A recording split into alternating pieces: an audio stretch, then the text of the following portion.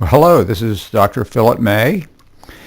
I'm going to be speaking with you today on the physiology of disuse osteoporosis in adults with chronic disabilities.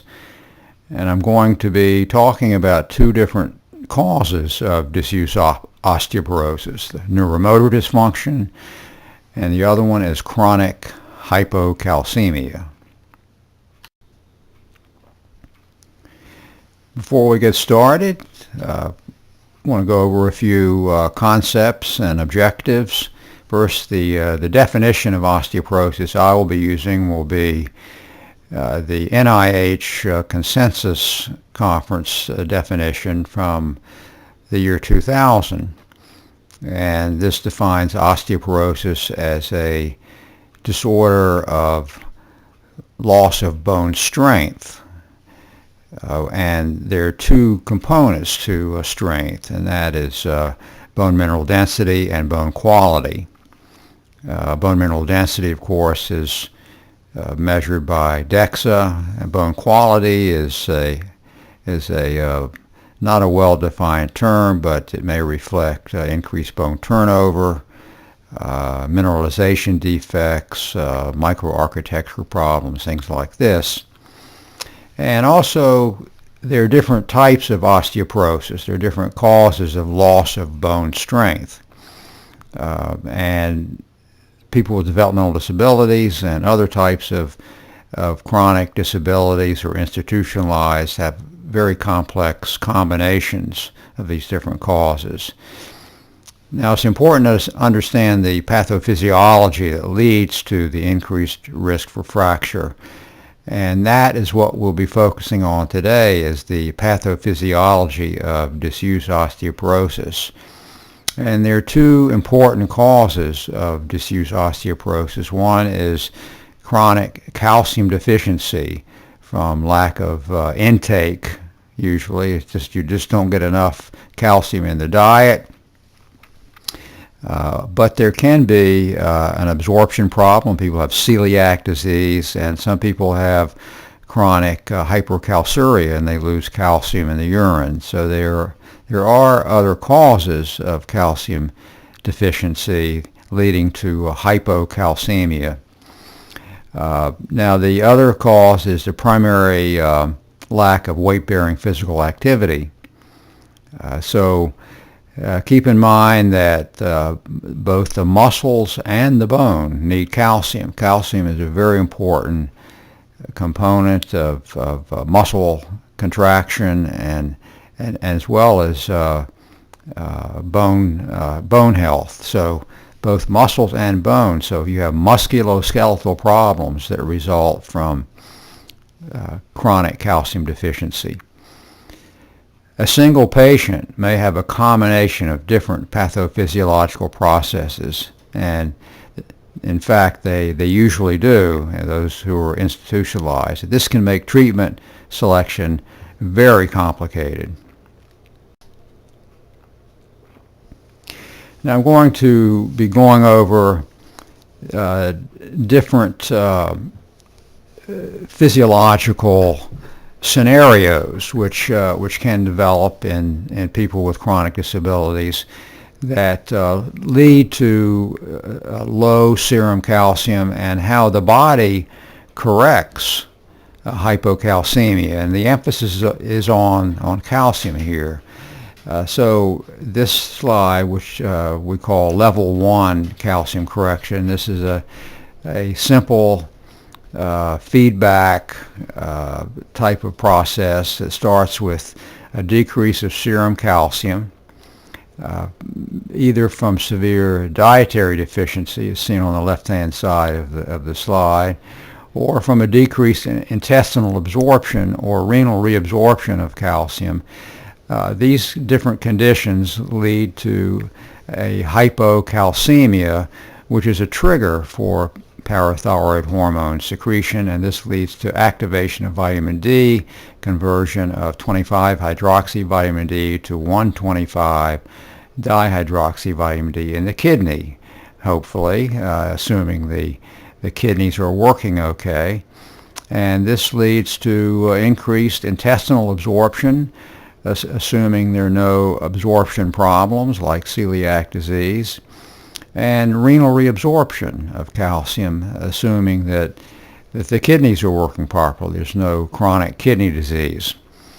And if this happens, then the body adapts and you get better absorption and reabsorption of calcium. This causes the calcium levels to go up, and that will cause a suppression or lowering of the parathyroid hormone.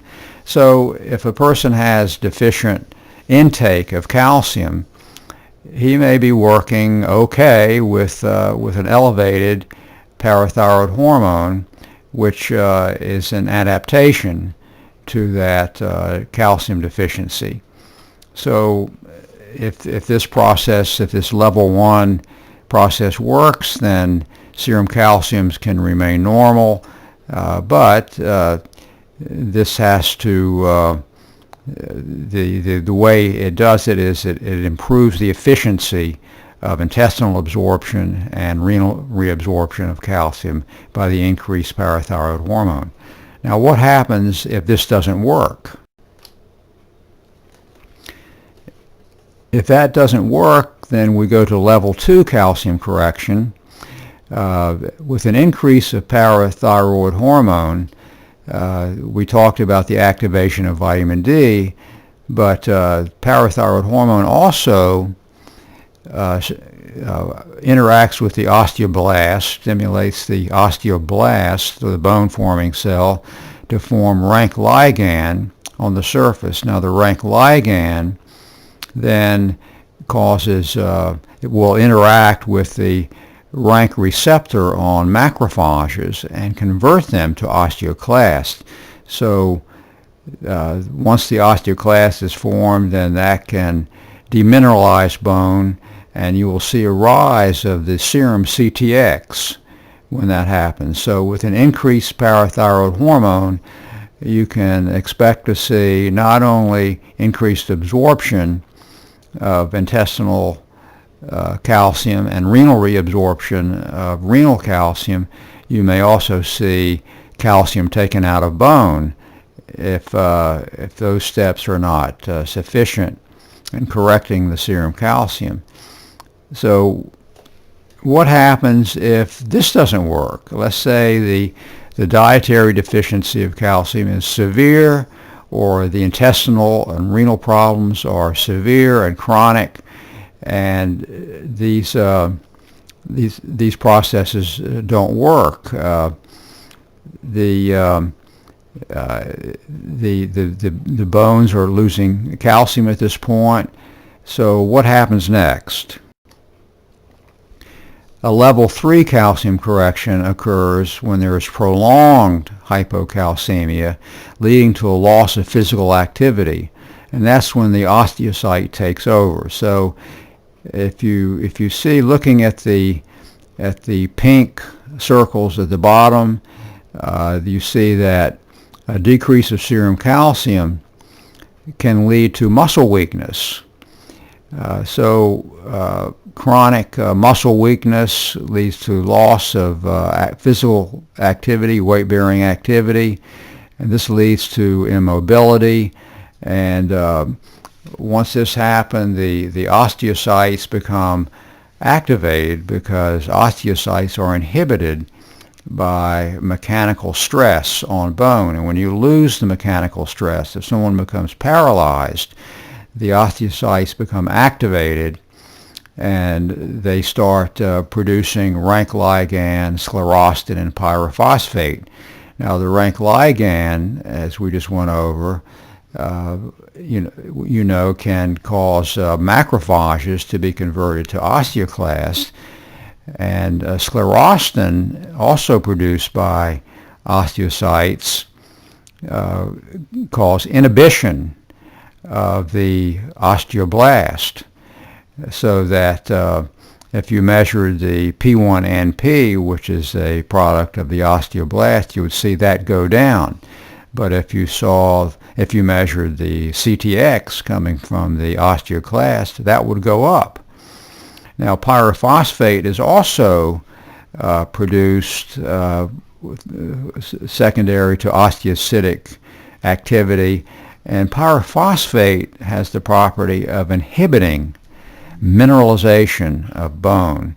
So looking at the rank ligand sclerostin and pyrophosphate situation, you end up with calcium being taken out of bone, but new bone formation is inhibited by sclerostin, and pyrophosphate will prevent any calcium from precipitating in bone. So even if calcium is present, even if the calcium that's absorbed from the intestine or reabsorbed in the kidney, if it goes to the bone, it will not precipitate and become bone mineral. So what happens is with loss of weight-bearing physical activity, you end up with a situation of bones become demineralized and cannot form new bone and become the major source of serum calcium. So this will cause an increase of the serum calcium level early on, which can feed back, looking over towards the left, and decrease, you see on the red text, decrease of PTH. And so here you have a situation where the level 2 osteoclast activity, which is stimulated by parathyroid hormone, is no longer functional, because that requires parathyroid hormone to stimulate that. So that's out of the picture, and you have a drop of PTH, you have a drop of the activated vitamin D, and decreased intestinal absorption, renal reabsorption. So you may see temporarily hypercalciuria and loss of calcium in the stool because you just are not producing 125 dihydroxy vitamin D from parathyroid hormone, because it's suppressed by the serum calcium, which goes up, which rises from the demineralization of bone caused by the combination of rank ligand, sclerostin, and pyrophosphate.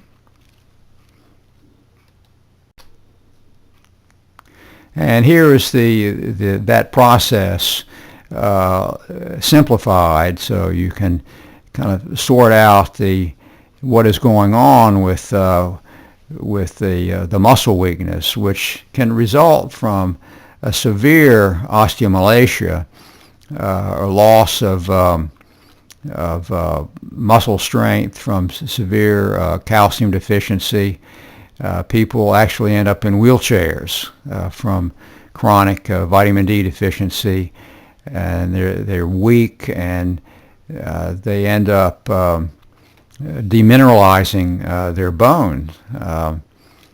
So of course the answer is to replenish calcium, replenish vitamin D, and you have to do both. Both have to be considered, calcium and vitamin D. So now I want to compare that process with what happens when the vitamin D and calcium may be okay. And what happens is a person has cerebral palsy, or they have a brain injury and lose motor function. And that can lead, of course, to muscle weakness. A person becomes paralyzed from a stroke or some other neurological problem, and it could be multiple sclerosis, ALS, any number of motor problems can lead to severe muscle weakness, immobility, and osteocyte activation. And the same process, occurs. And here you can see how the increase of serum calcium leads to a decrease of parathyroid hormone, decreased production of active vitamin D, less intestinal and renal reabsorption of calcium. And so the body becomes dependent on the bones to maintain a normal, calcium level. Now, as the years go by, the body adapts to this, so the bones end up with a very low bone mineral density, very fragile. A person who may be bedridden, the staff may move them, and suddenly they hear a snap, and there may be a fracture in the humerus or the femur, with practically negligible trauma. So it's a very serious condition, and weight-bearing physical activity can stop this. But of course, there's a dilemma here. The person really can't provide adequate mobility, but some can. So if it's at all possible to provide some degree of weight-bearing physical activity, that can be a great help to this process. And this is just a graphic of the same scheme. Looking at the bottom is a loss of physical activity leads to mechanical unloading, to osteocyte activation. The rank ligands, sclerostin, do their thing on the osteoclast and the osteoblast. The osteoclasts are stimulated, and the osteoblasts are inhibited, and you end up with a double whammy of the osteoclasts removing calcium and the sclerostin preventing it from causing bone growth. Now, the years, what will happen is eventually, with time, with chronic sclerostin inhibition of bone growth, the osteoblasts begin to disappear or diminish in number. And of course, the osteocytes are really osteoblasts that are trapped in the bone, and they send out the long dendritic processes. So you end up eventually with bone with very few osteocytes. So the bone becomes less sensitive to mechanical loading and unloading. And so if there's loss of weight bearing, not much happens. So with chronic immobility, there's reduced sensitivity to loss of mechanical stress, and the serum calcium can start to drop, start to decrease, which then can stimulate a rise in parathyroid hormone. You recall that before this period, that the parathyroid hormone is somewhat suppressed by the calcium coming from bone, but now the bone loses this is kind of an end stage process. The bone loses its ability to keep that calcium level up, and now the parathyroid hormone level starts to rise, and you end up with hyperparathyroidism, and it continues to try to retain as much calcium as it can, from the gut and from the kidneys. But of course, the situation gets worse and worse, and it's at this point it's a level 4 situation. Level 4 serum calcium correction, return of parathyroid hormone. So we're going back to what looks like the level 1 process when there are not enough osteocytes to maintain an adequate serum calcium level. So in conclusion, it is important for the treating physician to consider the underlying pathophysiological processes that may be contributing to low bone mineral density, which is detected by DEXA. In other words, you do a DEXA test, could be a very severe low bone mineral density, a T-score of -4, and you have to make treatment decisions. you should always base this on that pathophysiological analysis as well as other considerations. So it's important to know, and when you're confronted with your patient who is immobile or has lost physical activity, has low bone mineral density, to analyze the situation pathophysiologically and then come to a treatment consideration. Okay, that concludes the talk. Thanks for listening. If you want to send me a message, ask a question, my email address is ifcd.pmay@gmail.com. Other lectures in this series on YouTube, the YouTube channel is also listed here, www.youtube.com/user/PhilipMay123. Thanks again. Bye-bye.